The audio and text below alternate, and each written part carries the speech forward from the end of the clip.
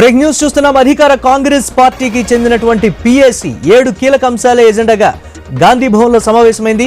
CM Revanth Reddy, incharge Meenakshi Natarajan, PCC chief Mahesh Kumar Goud, మంత్రులు, PSC సభ్యులు హాజరయ్యారు. స్థానిక సంస్థల ఎన్నికలపై చర్చించనున్నారు. బీసీలకు 42% రిజర్వేషన్లు అమలు చేసే విషయంలో చర్చించి నిర్ణయం తీసుకునే అవకాశం ఉంది. అలాగే జూబ్లీహిల్స్ అసెంబ్లీ ఉప ఎన్నికల్లో అనుసరించాల్సిన వ్యూహాలపై సమాలోచనలు జరపనున్నారు.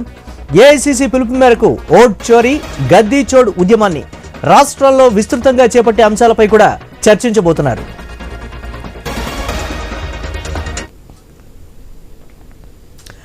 ఇక అధికార కాంగ్రెస్ పార్టీకి చెందిన పిఎస్సి 7 కీలక అంశాల ఎజెండాగా గాంధీ భవన్లో సమావేశమైనటువంటి పరిస్థితి ఉంది. దీనికి సంబంధించి మరిన్ని అప్డేట్స్ మా కరెస్పాండెంట్ స్వామి లైవ్ ద్వారా అందిస్తారు. ఓవర్ టు యు స్వామి. మురళి, గాంధీ భవన్లో పిసిసి పొలిటికల్ అఫైర్స్ కమిటీ సమావేశం కొనసాగుతుంది.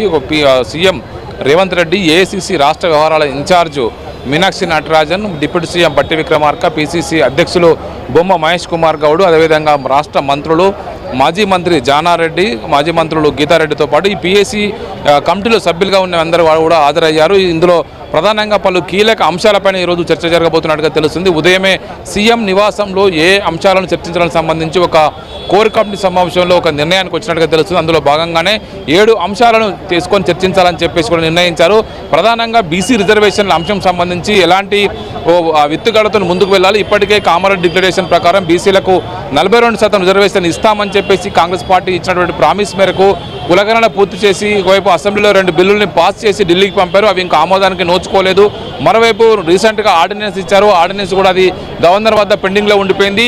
సెప్టెంబర్ 30వ తేదీలోపు రాష్ట్రంలో లోకల్ బాడీ ఎలక్షన్స్ని కంప్లీట్ చేయాలని చెప్పేసి రాష్ట్ర హైకోర్టు ఇప్పటికే ఆదేశాలు ఇచ్చిన నేపథ్యంలో వాటిని ఏ విధంగా అమలు చేయాలి, దీనికి సంబంధించి ఎలాంటి ప్రక్రియను అవలంబించాలని చెప్పేసి కూడా ఈరోజు సమావేశంలో కీలకంగా చర్చించబోతున్నారు. ఒకవైపు బీఆర్ఎస్, బీజేపీ రెండు కూడా కాంగ్రెస్ పార్టీని టార్గెట్ చేసి ఒకవైపు లోకల్ బాడీ ఎలక్షన్స్లో కాంగ్రెస్ పార్టీ ఖచ్చితంగా 42% రిజర్వేషన్ అమలు చేయాలి, అమలు చేయకుండా ఎలక్షన్ వెళ్ళొద్దని చెప్పేసి పదే ప్రచారం చేస్తున్న నేపథ్యంలో వాటిని ఏ విధంగా ఎదుర్కోవాలి, బీసీ నాయకుల్ని ఏ విధంగా కన్విన్స్ చేసి ముందుకెళ్లాలని సంబంధించి ఈరోజు చర్చించబోతున్నారు. ఒకవైపు ఇప్పుడున్న పరిస్థితుల్లో రిజర్వేషన్ అమలు కాని పరిస్థితుల్లో, అమలు చేయలేని పరిస్థితుల్లో బీసీలను కన్విన్స్ చేసి 42% కావాలి, అంతకంటే ఎక్కువ బీసీలకు పార్టీ పరంగా టికెట్లు ఇవ్వాలనేది కూడా ఒక నిర్ణయం తీసుకునే అవకాశం కనబడుతుంది. దానికి తోడు రాష్ట్రంలో కాంగ్రెస్ పార్టీ ప్రభుత్వం వచ్చి 20 నెలలు అవుతుంది. 20 నెలల కాలంలో అమలు చేసినటువంటి అభివృద్ధి సంక్షేమ కార్యక్రమాలు జనంలోకి విస్తృతంగా తీసుకెళ్లేటువంటి విషయం పైన కూడా చర్చించబోతున్నారు.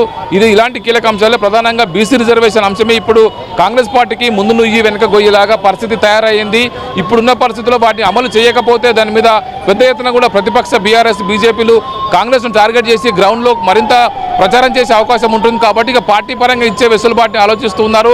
తమిళనాడులో మాదిరిగా 9th షెడ్యూల్లో రిజర్వేషన్ పెడితే తప్ప ఇప్పుడున్న పరిస్థితుల్లో దాన్ని అమలుకు ఎలాంటి ఆటంకం లేకుండా నోచుకునే అవకాశం లేదు.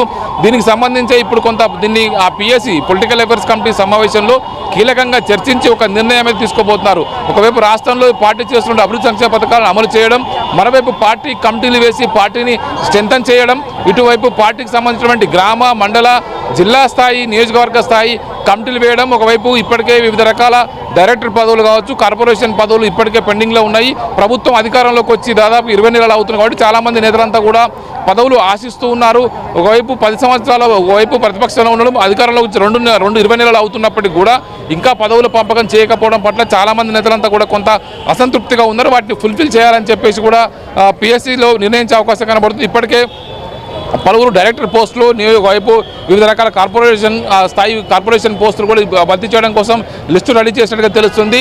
దానికి తోడు నియోజకవర్గాల్లో కమిటీలు, ఒకవైపు మండల స్థాయి, గ్రామ స్థాయి కమిటీలు ఏర్పాటు చేయడం, మరోవైపు కీలకమైనటువంటి జూబ్లీ హిల్స్ బై ఎలక్షన్స్ కూడా ఈరోజు చర్చించే అవకాశం కనబడుతుంది. ఈరోజు ఒకవైపు డిప్యూటీ సీఎం బట్టి విక్రమార్క నివాసం ప్రజాభవన్లో అంతకుముందు ఒకవైపు ఇన్ఛార్జిగా ఉన్నటువంటి తుమ్మల, అదేవిధంగా ఇటు వివేక్ వెంకటస్వామి, ఇద్దరు మంత్రులు కూడా దీని మీద ఈరోజు చర్చ కొనసాగించారు. ఆ విషయం కూడా ఎవరిని అభ్యర్థిగా పెట్టాలి, ఏ అధిష్టానం ఏమనుకుంటుంది, ఈ ఎలక్షన్స్ని, జూబ్లీహిల్స్ బై ఎలక్షన్స్ని ఏ విధంగా మనం ఒక వ్యూహాత్మకంగా ముందుకు తీసుకెళ్లి అక్కడ అభ్యర్థి నిలబెట్టి గెలిపించుకోవడమే లక్ష్యంగా ఏ విధంగా పనిచేయాల అంశంపై కూడా ఈరోజు ఈ సమావేశంలో చర్చించబోతున్నారు. మొత్తానికైతే ఈ పిఎస్సిలో దాదాపు 7 అంశాలను ప్రధానంగా తీసుకొని చర్చించబోతున్నారు. మరోవైపు రాహుల్ గాంధీ దేశవ్యాప్తంగా ఒక కొత్త ఉద్యమాన్ని తెరపై తీసుకొచ్చారు. ఒకవైపు ఎన్డీఏ గవర్నమెంట్లో కేంద్ర ఎలక్షన్ కమిషన్ని ఒకవైపు ఆసరాగా అస్త్రంగా మలుచుకొని అనేక రాష్ట్రాల్లో ఓట్లను చోరీ చేస్తున్నారు.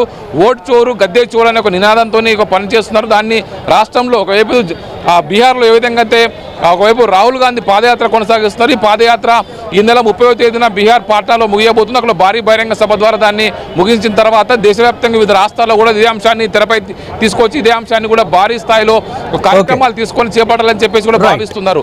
అందులో భాగంగానే ఓటు చోరు గద్దీ చోరు నినాదంతో తెలంగాణలో కార్యక్రమం తీసుకోవాలని భావిస్తున్నారు. ఈ మొత్తం 7 అంశాలను ఈరోజు పిఎస్సి కమిటీలో చర్చించబోతున్నారు. Murali, right, thanks for updates Swamy.